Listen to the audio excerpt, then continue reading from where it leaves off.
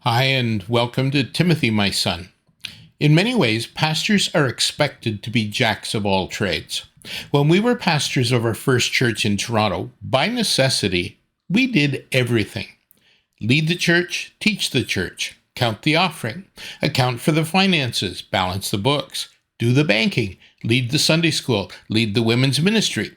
That was Elsie's job. Lead the vision process, purpose, mission, vision, etc. Repair the plumbing. Build a new stage for the auditorium. Deal with all property matters, getting and submitting quotes and supervising contractors. Drive the Sunday school bus. Conduct open-air gatherings to attract kids and grow our Sunday school. Conscript and train teachers and workers. Provide pastoral care for the congregation and the community. Visit hospitals as required. Conduct weddings and funerals for those from the community who did not have a church home. Provide pre-marriage counseling, marriage counseling, crisis counseling, etc. Visit the area pubs and strip clubs on Friday evenings to sell the War Cry, the weekly newspaper of the Salvation Army, and build relationships with the patrons. Plan worship services, including choosing songs and everything else. Prepare and preach both Sunday mornings and evenings about 42 times a year. Deal with those in the community in need of social services such as food, lodging, travel, and clothing. Lead an after-school drop-in for the kids in the neighborhood. Deal with all correspondence with our divisional and territorial headquarters. Maintain and submit all statistics, attendance, decisions, and membership. Conduct membership classes and interviews. Prepare for and participate in annual audits. Prepare for and participate in annual inspections. Oversee all ministries of the church, including youth ministry and hospital visitation. Respond to the late night calls such as, "I have cockroaches. What are you going to do about it?" Literally, that happened. Oh, and don't forget, be still before the Lord and wait for him patiently. Psalm 37, verse 7. I want to go and lay down, but I'll be trying to catch a few Z's, not listening for the Lord.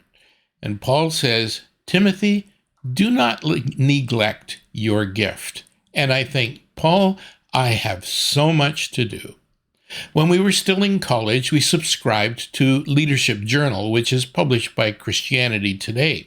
That year, they printed an article by Eugene Peterson with the audacious title, "The Unbusy Pastor." The word busy is the symptom not of commitment, but of betrayal. I didn't realize until years later that this was the Eugene Peterson who taught at Regent College here in Vancouver and who wrote The Message, the Bible in Contemporary English. Here we were getting into full-time ministry up to our eyeballs in responsibilities and with very limited support, and we were being told that to be busy is to betray both the Lord and our calling. At the same time, we were being run off our feet. Chuck Girard's song came to mind. In the midst of my confusion, in the time of desperate need, when I am thinking not too clearly, a gentle voice does intercede. Slow down, be still and wait on the Spirit of the Lord. Slow down and hear his voice and know that he is God. In the time of tribulation, when I'm feeling so unsure, when things are pressing in about me, comes a gentle voice, so still, so pure, slow down. The fact is, when you're running at warp speed, it's too late to figure out if you're going in the right direction. If, in fact, you're doing the right things, those things that you should be doing. Timothy, do not neglect your gift. And then I learned the Pareto principle, how the 80-20 rule works. 80% of the work gets done by 20% of the people. 80% of the money is earned by 20% of the people. 80% of the sales are made by 20% of the salespeople. And the principle says that by focusing on the right 20% of the work in front of you, you will get 80% of the task completed. Focus on the wrong 80%, and you'll still get only 20% achieved. And I say that's what spiritual gifts are about. They help you to know what your 20% of the opportunities that are in front of you are the ones that you should be working on.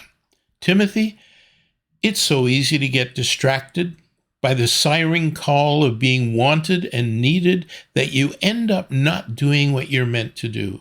Keep your main thing the main thing. See you next time.